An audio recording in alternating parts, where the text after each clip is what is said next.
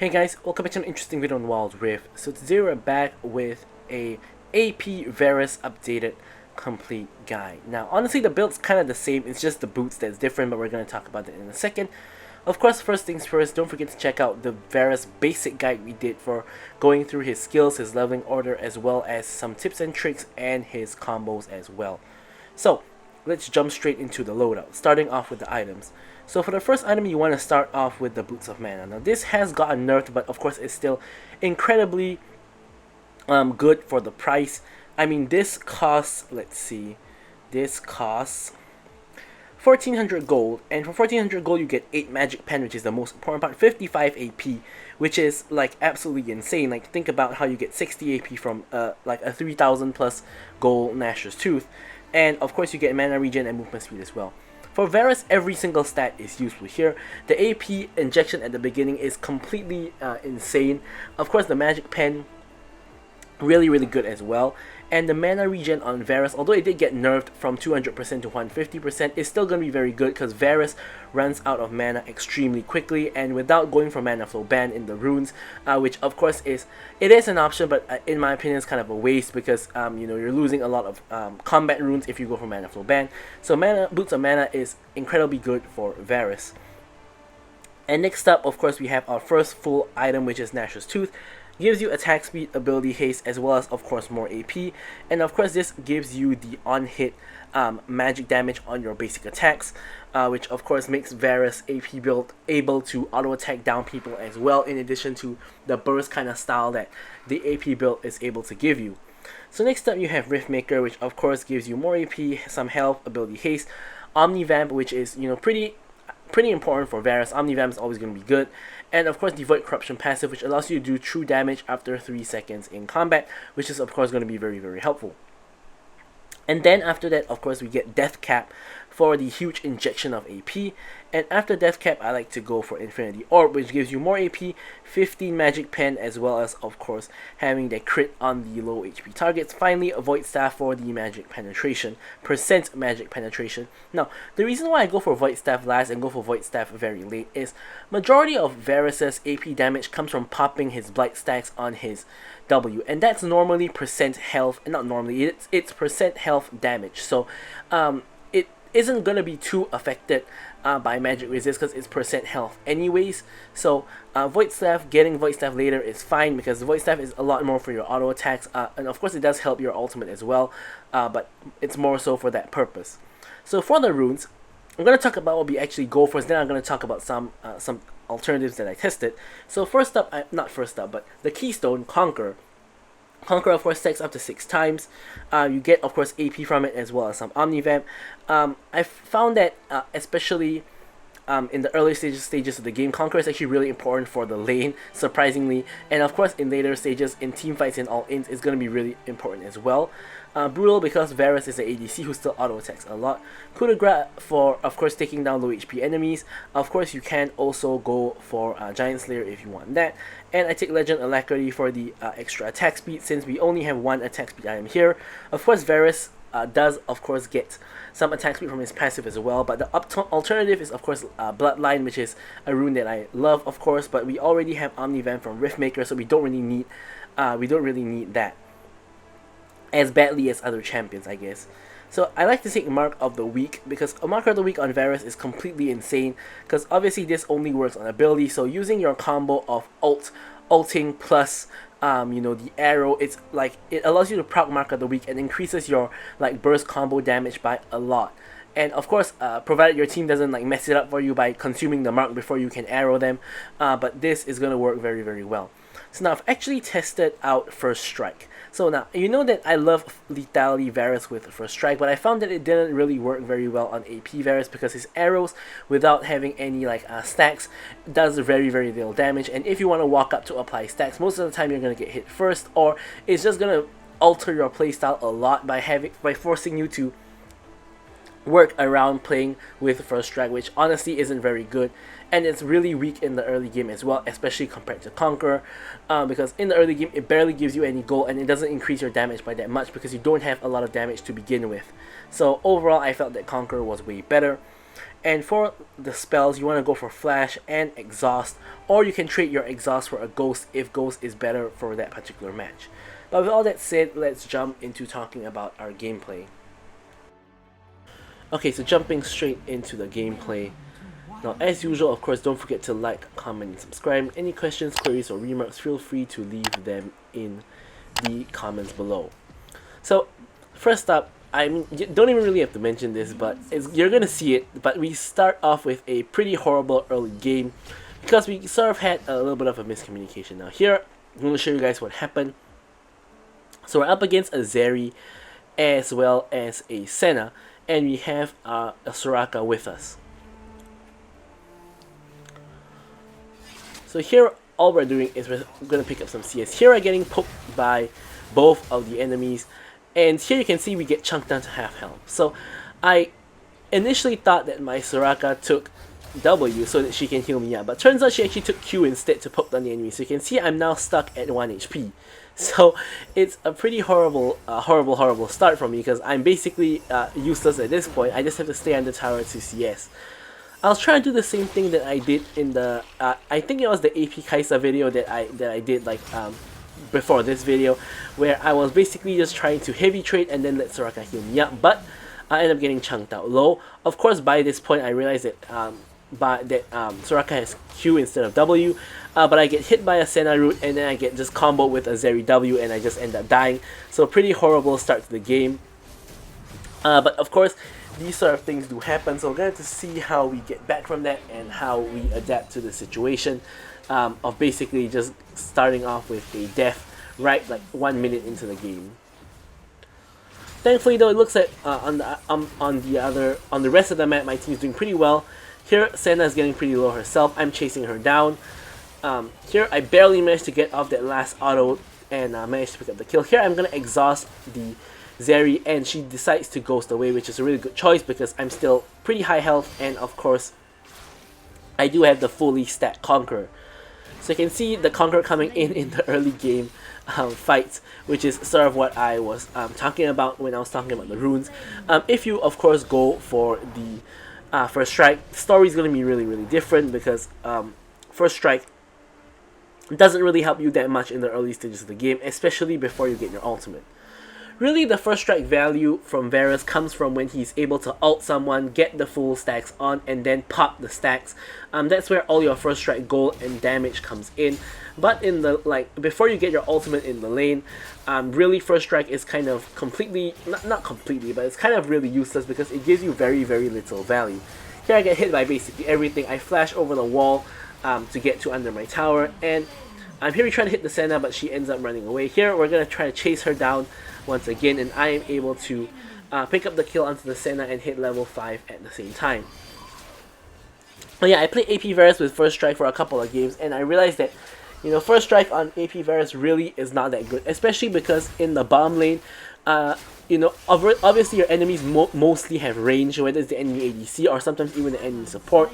Let's say a Morgana, really easy for them to get rid of your First Strike, and it's very hard to get First Strike value. Unlike like some champions in the jungle where of course they don't really match up into any lane opponent, so when they come in for a gang they can easily proc their First Strike and get their gold and their damage from the First Strike. But you know, as a laner you have a lot more considerations as to whether you want to take First Strike or not. So obviously for AP Varus we're gonna max our W first, then our Q and our E last. I didn't really mention this as of yet, so I thought I'd just drop it in here now. As you can see, we completed our Boots of Mana already, but we don't have any other items other than that. It's really weird to see like a completely empty, you know, item slot. But Akali and Diana in this match have done exactly the same as I have. Of course, anyone who can build Boots of Mana normally will rush it as their first item because that kind of just makes the most sense. But here, you know, you can see it's a really tough laning phase for us. We're getting poked by Senna's long range and Zeri as well this entire time. And as an AP Varus, you don't have a lot of poke to return. Like even if you land your arrows, you're not really doing so much damage because most of your damage for AP Varus comes from your ulti and comes from popping your stacks, you know, that you put on people. So really, it's kind of difficult in that sense to play AP Varus in the lane because you don't really have a lot going for you in the lane as of yet. However, at this point, we managed to get both the components of our Nashor's Tooth. Of course, first Dragon is spawning. You're almost never going to get your Nashor's Tooth before Dragon spawns, unless you get like 2 or 3 kills, in the lane itself, which could happen. Of course, it could happen, but it's not exactly, the most common thing. So here we're going to quickly clear out the wave, and I believe Wukong is pinging for I don't know if it's Wukong actually. Someone's pinging for the Dragon, but here, since no one is actually at the Dragon yet, at least not from my team, I'm just going to focus on clearing out the wave first. I can see Wukong and Akali are coming in for the rotation to the Dragon. Enemy team is already on the Dragon. Dragon is relatively low. Wukong tries to go in for the steal, doesn't quite get it. I get the ulti onto the Zeri, managed to, actually did not manage to burst her down. I actually hit the Senna instead, I believe, or hit someone behind her. But anyways, we're going to run her down and basically just try to go for the autos, get the snipe for the kill under the tower. And overall, even though the enemy team got the Dragon, we killed basically their entire team. So I'd say overall still a relatively positive outcome for us. We're going to secure ourselves more gold from the minions. My team is killing the Ornn, who decided to rotate to the fight after the entire fight is already over. In the meantime, Yasuo actually picks up the Herald by himself and is putting down the Herald in his lane to get the tower plates. I'm able to get a tower plate as well. And overall, in the extended sequence, pretty happy with what happened. Here, Wukong gets engaged on by Fizz. I'm trying to help him out, but they're really far away. Trying to help snipe down the Fizz, but Wukong ends up getting him. Wukong now goes into a fight with the Zeri. I'm cut off by the Senna, so I'm in a 1v1 against the Senna, while he's in the 1v1 against the Zeri. Now Wukong actually 1v1s and kills the Zeri. Here I miss my arrow onto the Senna here. I decide to ult her, and I actually think I got that kill, but Wukong ends up coming in for... You could say it's a KS, or you could say that, it's making sure that I don't die, but overall I don't blame him too much. So he overall ends up getting a bunch of kills from this entire sequence. And here I'm going to have to back to, of course, buy items. And I'm able to complete both my Nashor's Tooth as well as, of course, getting the Haunting Guys.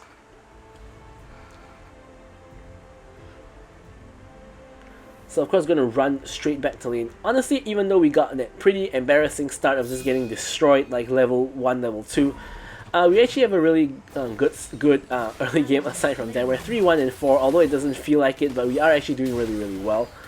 So here, we're back in the lane. Zeri is actually 1-2 and 1, and Senna is actually 0 and 4. So we're actually doing pretty well against them, despite it feeling like they're constantly poking us and constantly damaging us. So here you guys can see when I land an area, look at the damage it does to Senna. It does basically nothing. So that's why first strike kind of isn't really very good, because you're not gonna get a lot of gold even if you land your arrows. Unlike Lethality Varus, where first strike is completely amazing because of how much gold you can get from the first strike rune.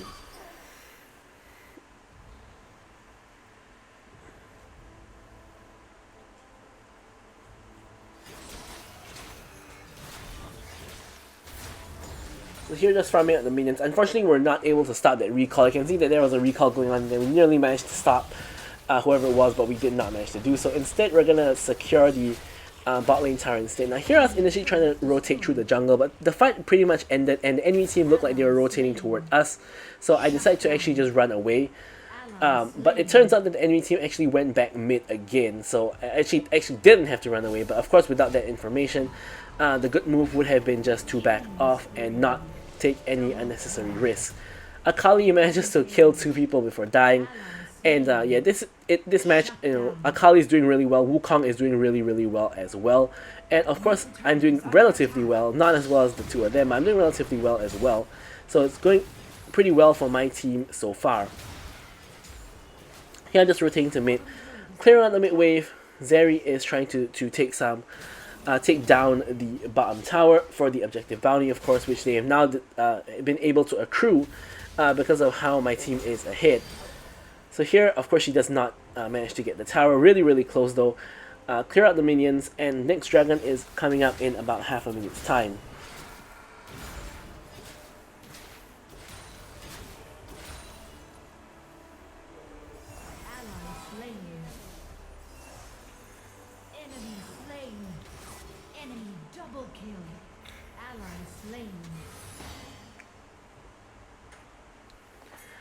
Alright, so our team basically just ended up dying here, so it's really difficult for us to contest the dragon here. Now we're just hiding in this bush and seeing if anything can really be done. They put a ward so they know we're in here. We're gonna destroy that ward. Diana hits the Q over the wall onto Soraka, but here Akali's coming in from the other side. Honestly, I think we should have all gone to the same side.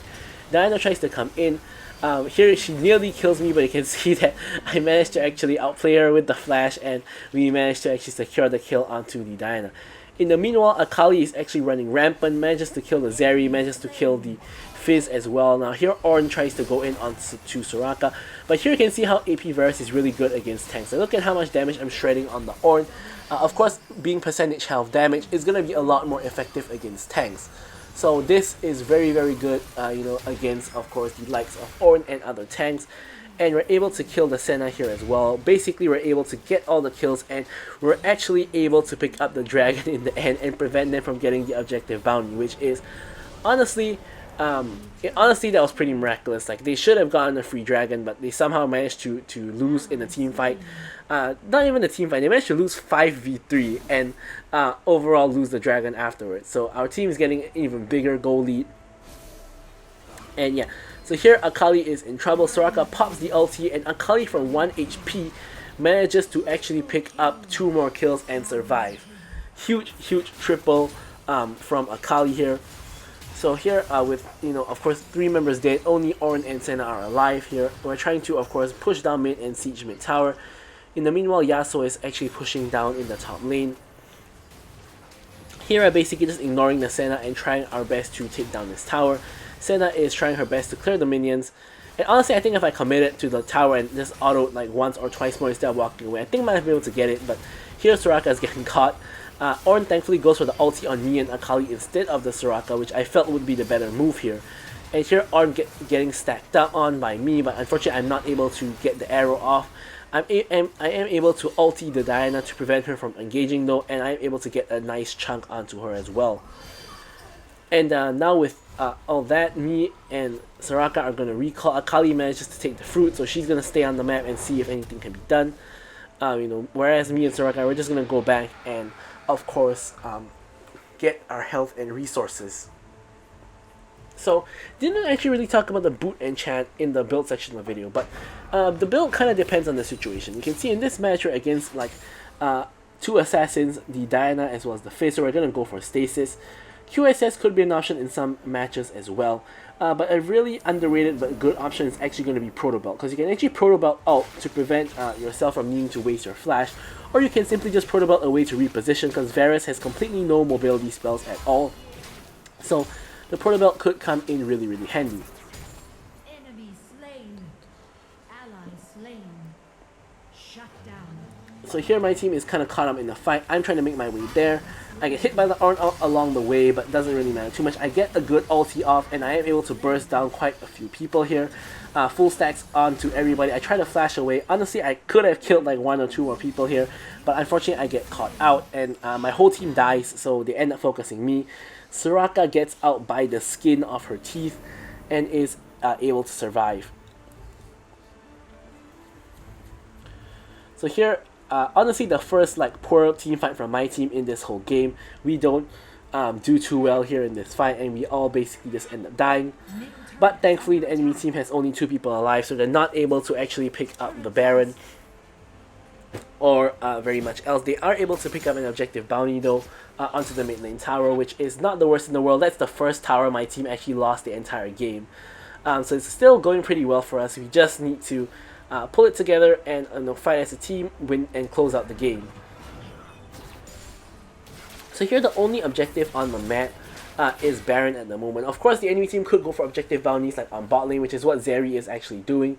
But we don't want to rotate to bot lane to stop her, because obviously Baron is more important. If she's busy wasting time on the opposite side of the map, my team can try to take advantage of that by going for Baron or something else.